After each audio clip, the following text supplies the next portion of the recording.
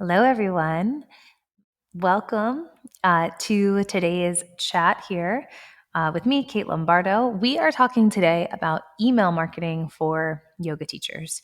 So, I am a big proponent of committing to the fact that if you want to build a successful career as a yoga teacher, there are two sides of that. Part of it is being a great teacher, right? Students are not going to come back to your class unless you teach great classes.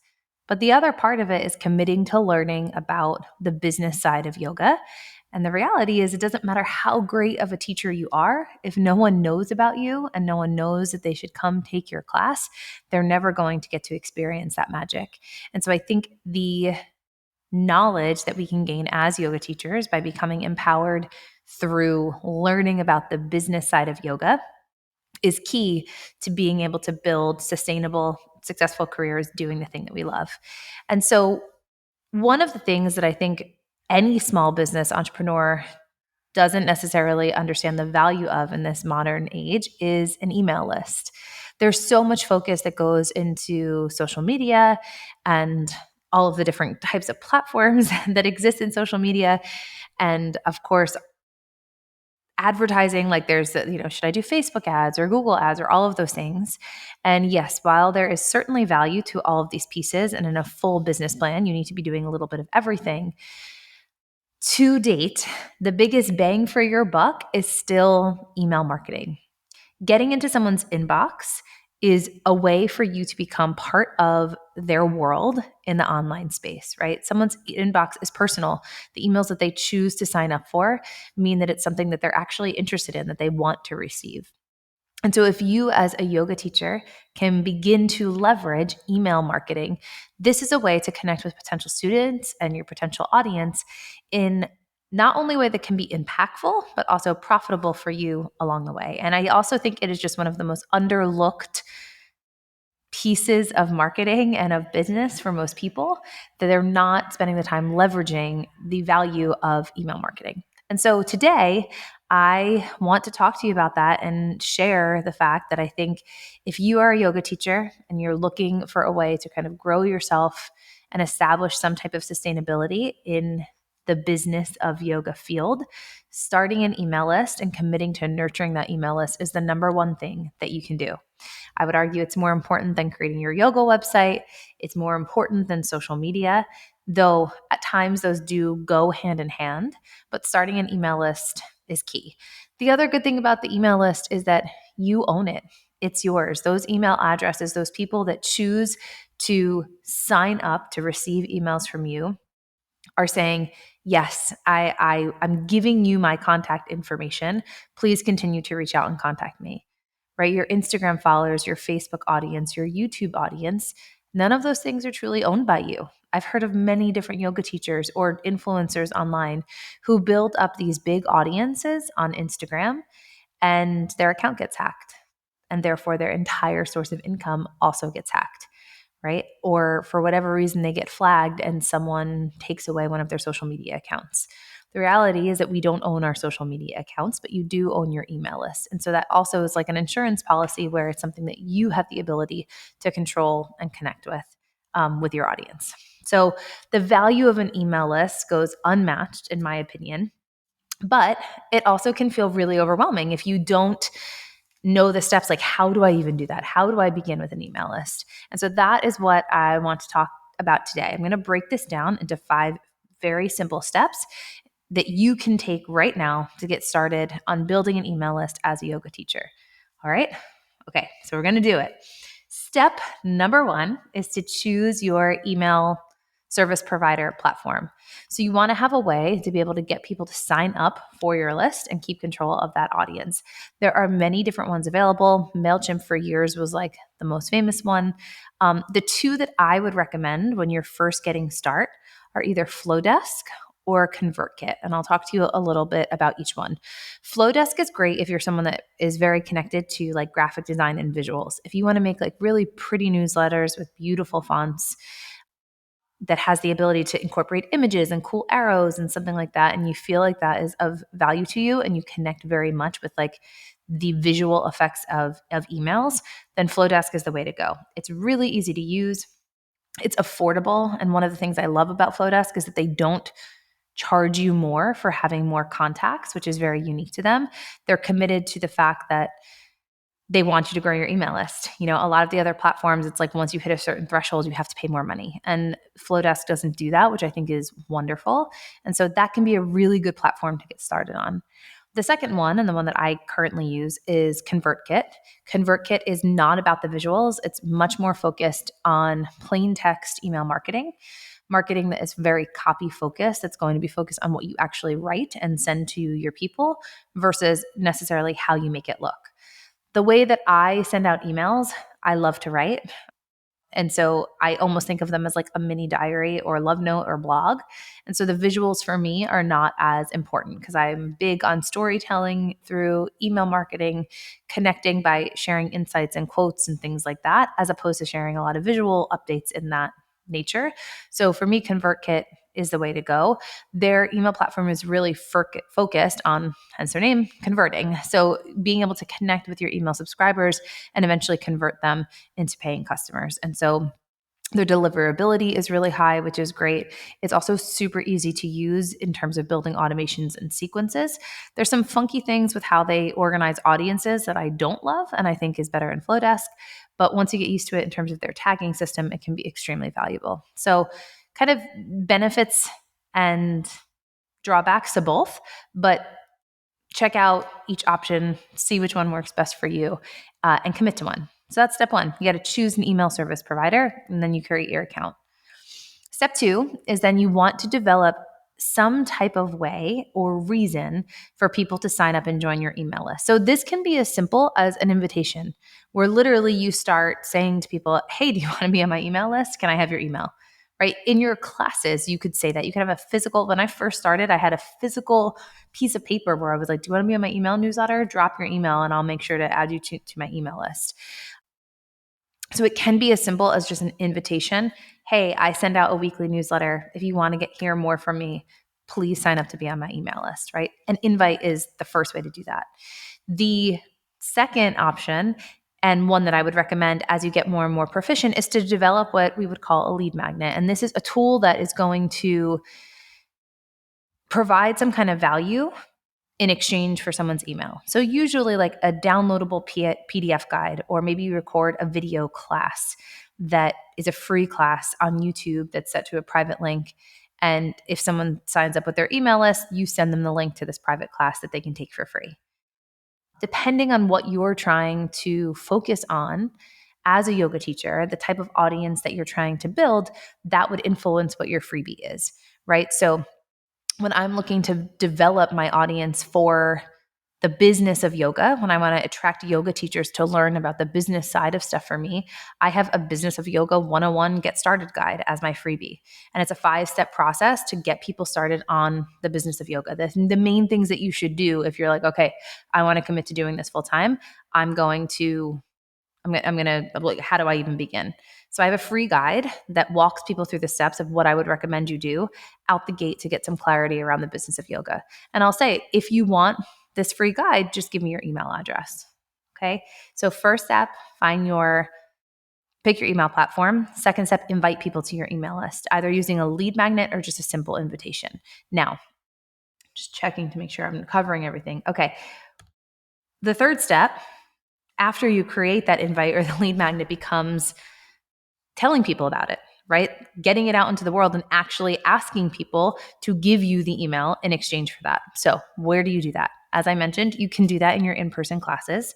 Literally for people, if they're showing up to take workshops with you, all of that, great option. The other piece is this is where social media and email can work really hand in hand. If you have a social media presence on a platform, Facebook, Instagram, TikTok, wherever most of your audience lives, talk about your email list, talk about your freebies, get on your Instagram stories often and say, hey, do you want to connect with me more deeply? I have this great email list that I send out. Here's the link, click here to sign up. And then you send them to a page that you can create within your email platform that allows them to give you their email address in exchange for that invitation. Or you talk about your lead magnet, your free guide. Hey, do you want to learn more about the business of yoga? I created this free guide for you. Click the link here to download it. just sign up with your email. And then in your email provider, there's a way to create a landing page. You send them that link, someone puts their email in, and then you walk through the steps to send them the guide. Obviously, there's other steps in there in order to get that kind of automation set up, but really what you need to do is just get out to where your audience is, usually on social media, can be in person, and just ask people to join your email list, right? It takes time to build, and little by little by little, though, over time, you start to grow, and that can be really key. But this just allows for you to be able to connect with your audience in a deeper way. So step one, choose your email service provider. Step two is to create a lead magnet or some type of invitation to get people interested in your email list. Step three is to talk about that lead magnet or email invitation. And then step four is to start emailing people. So once you get people signing up for your email list, you need to engage with them.